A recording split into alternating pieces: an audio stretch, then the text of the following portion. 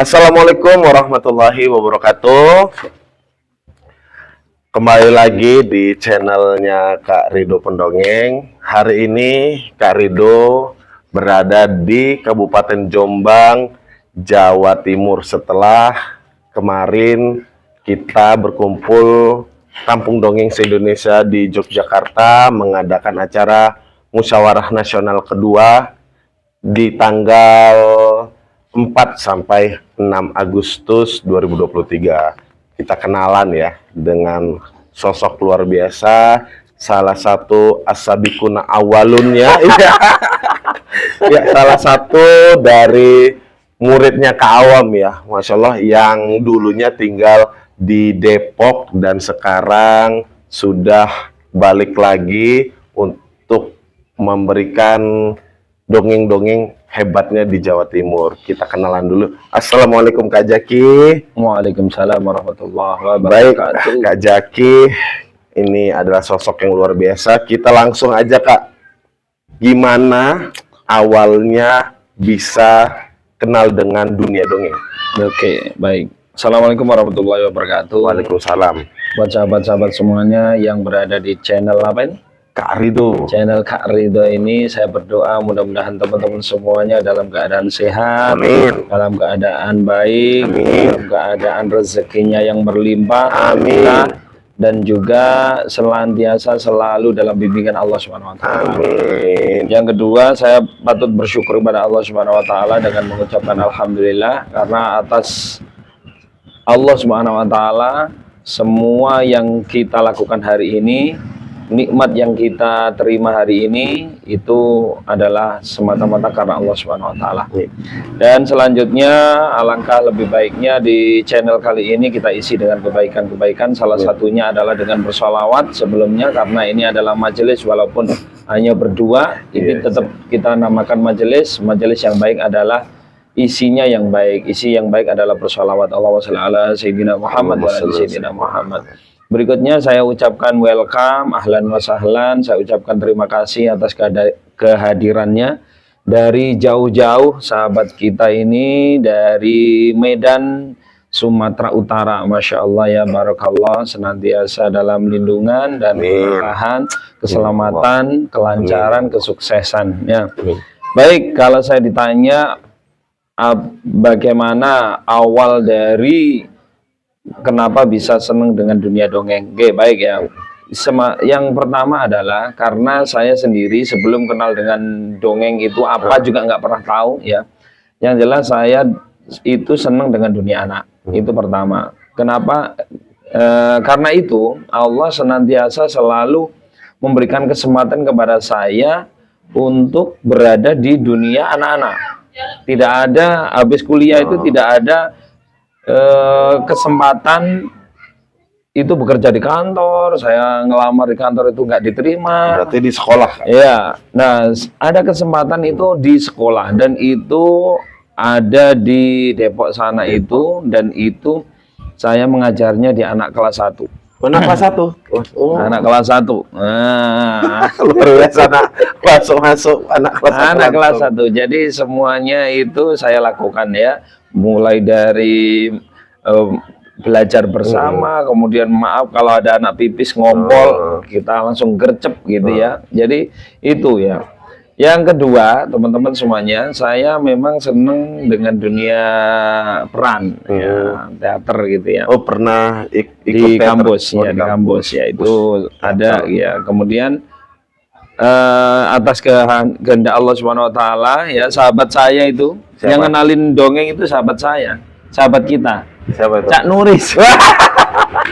Oh, malah Cak Nuris ya? Iya, Cak Nuris itu malah. Cak Nuris itu yang kenalin saya. Awalnya gimana, Kak? Ya, jadi dulu di Depok itu kan ada Sabtu Minggu itu kita libur ya. Nah, kemudian Cak Nuris itu ngajak saya, ayo Kak Zaki main-main gitu.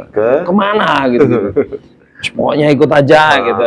Ternyata ke saung itu. Oh, saung yang di Ciputat Tangerang Selatan ya, saung Kampung Dongeng. Di saung itu ya, luar biasa. Saya melihat beliau itu mendongeng, kemudian kok enak gitu ya.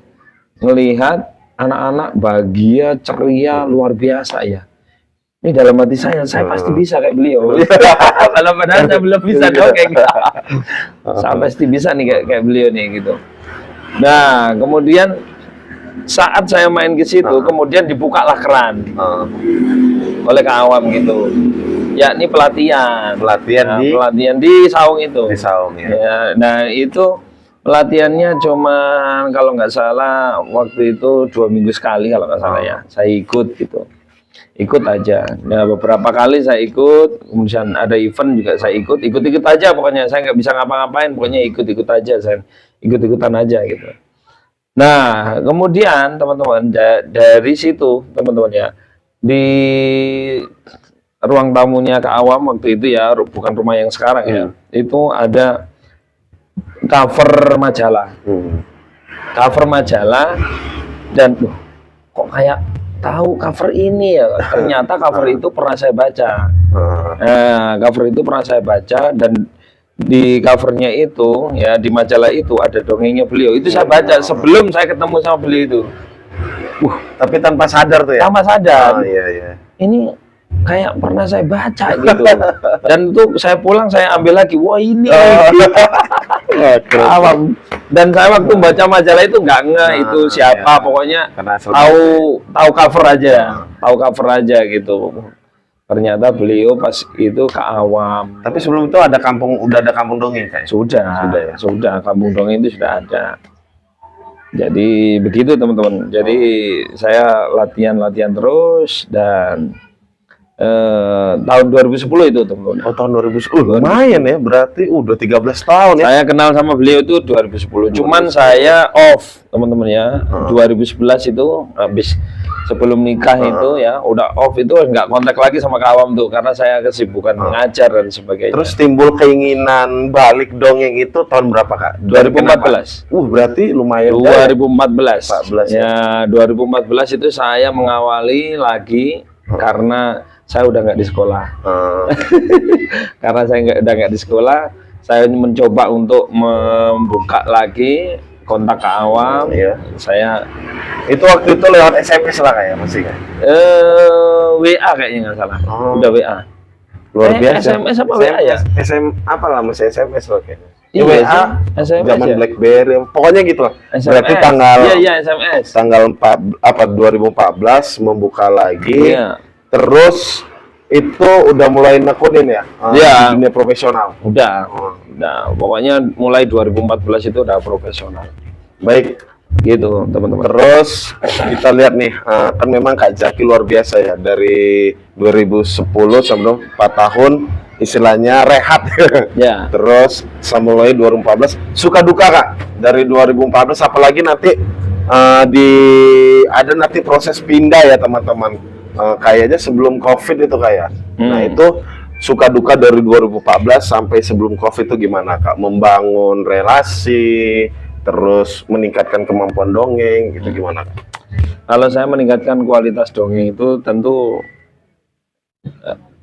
teori penting.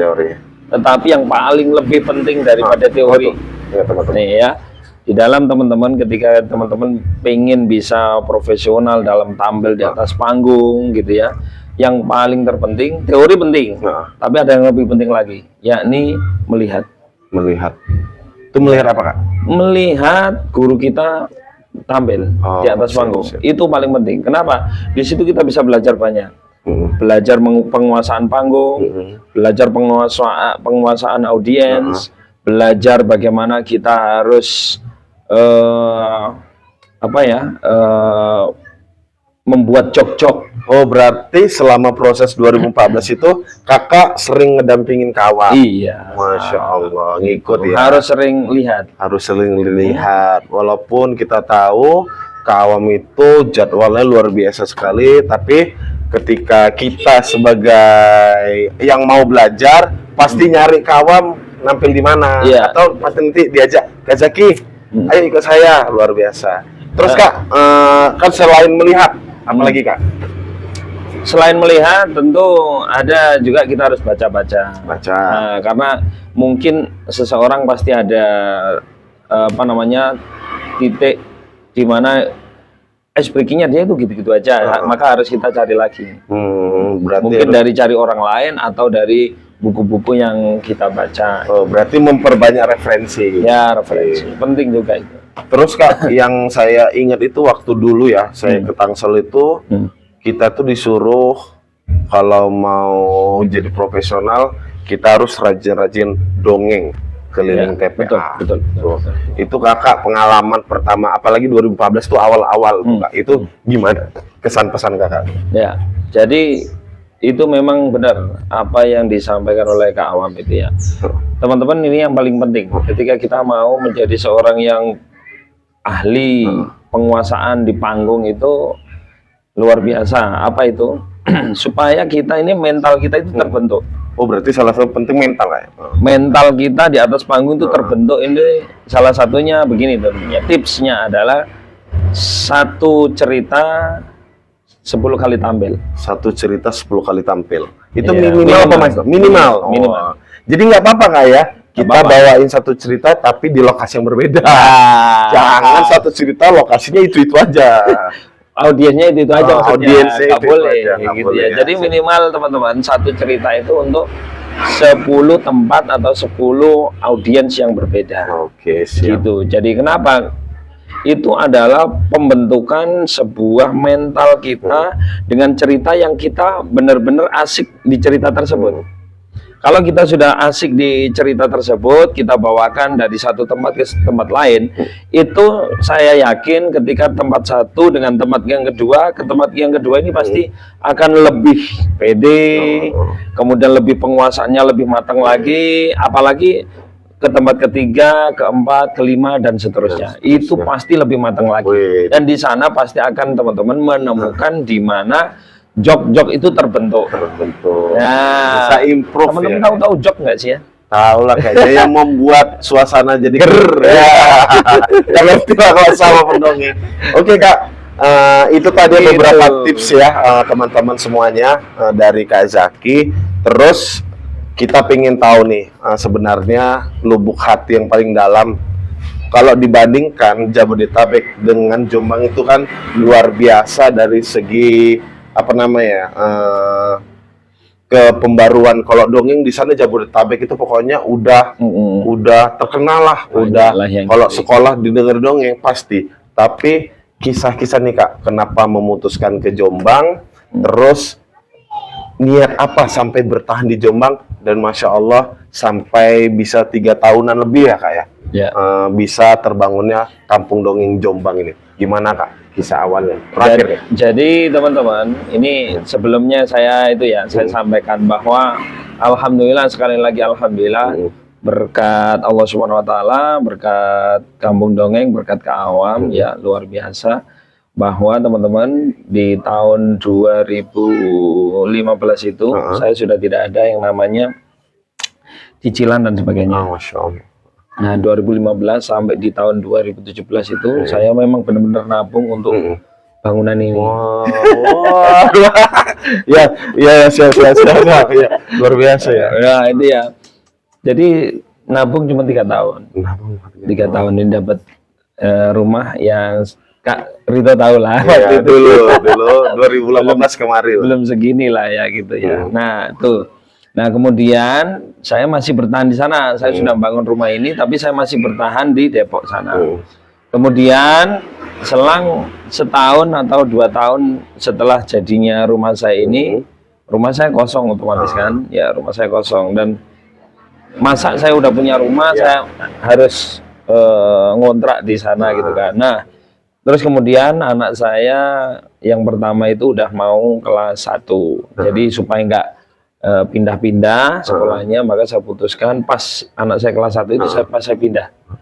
Ya, supaya biar dia bisa beradaptasi dengan suasana baru di sini. Begitu teman-teman, jadi saya membuka di Kampung Dongeng di Jombang ini tahun 2019. 2019 ya, berarti hampir 4 tahun ya Kak? 2019 ya. Nah itu teman-teman, karena mungkin di Jombang ini belum banyak ya. Tahu mungkin ada beberapa, cuman belum begitu banyak.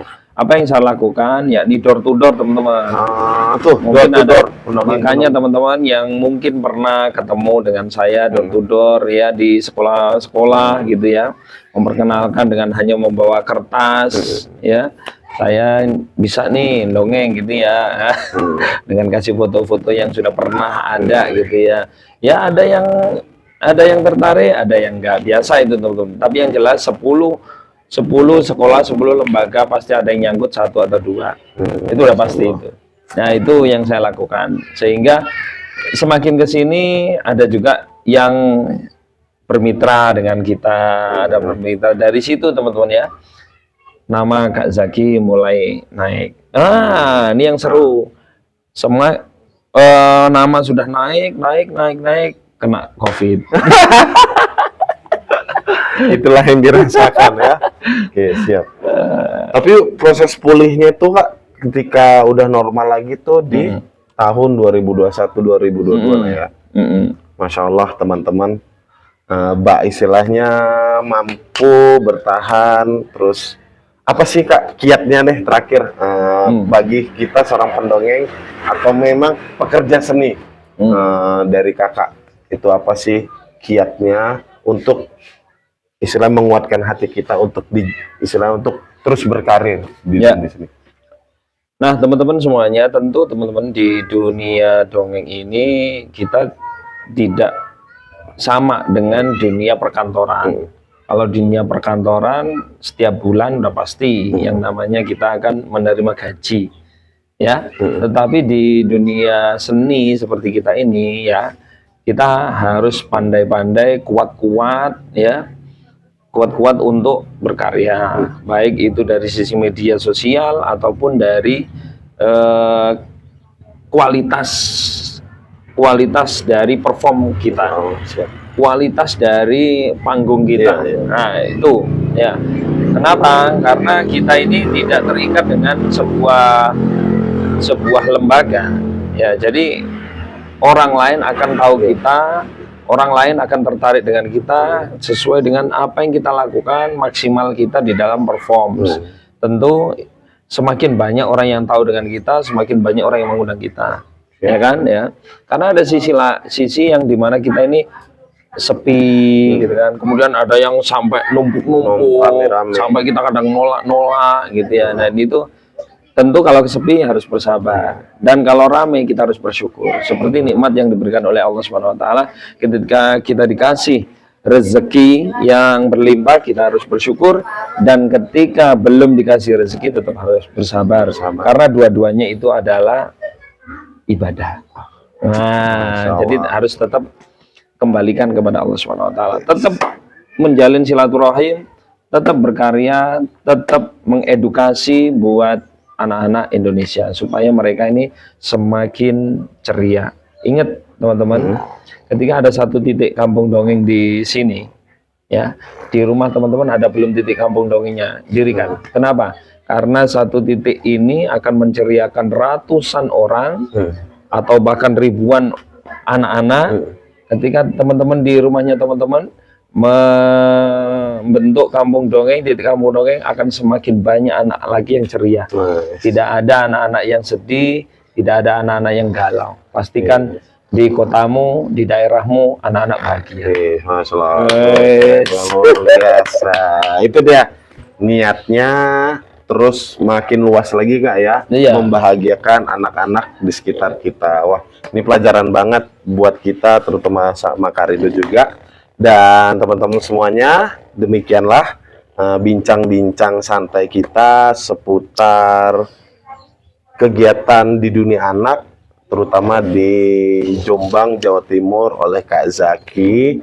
Salah satu, ini Kak sekarang jadi koordinator Kampung Dongeng Jawa Timur ya? Iya. Nah, luar biasa. Beliau juga mengkoordinir beberapa daerah untuk koordinasi antar kampung dongeng. Mudah-mudahan kita doain ya. Mungkin ada yang mau tertarik Jawa Timur ya? Iya, yang Jawa Timur yang mau buka kampung dongeng. Oh iya, dikasih tahu dulu Kak, kampung dongeng yang ada di Jawa Timur dan mulai apa aja, di mana aja Kak? Oke, ya baik teman-teman ya.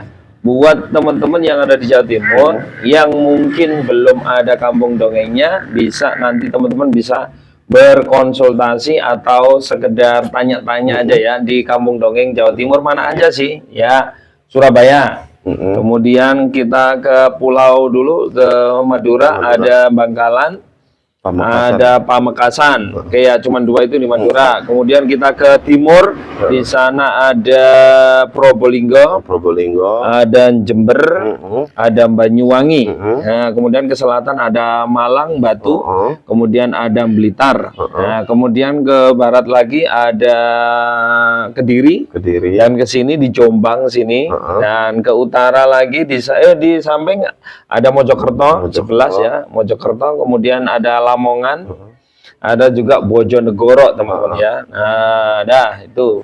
berarti Ya. 13. Surabaya tadi disebut belum ya? Surabaya udah. Ya, 13, Masya Allah. ya, 13, Masya Allah ya. Luar biasa ya, ada 13 dari beberapa kabupaten yang ada di Oh, Jawa Ngawi Timur. satu lagi. Oh, Ngawi. Ngawi Berarti yang baru. 14. Ya, Ngawi. Ada 14 kampung dongeng di Jawa Timur, Masya Allah, luar biasa. Mudah-mudahan kita doain ya, Kak Zaki sehat terus. Amin.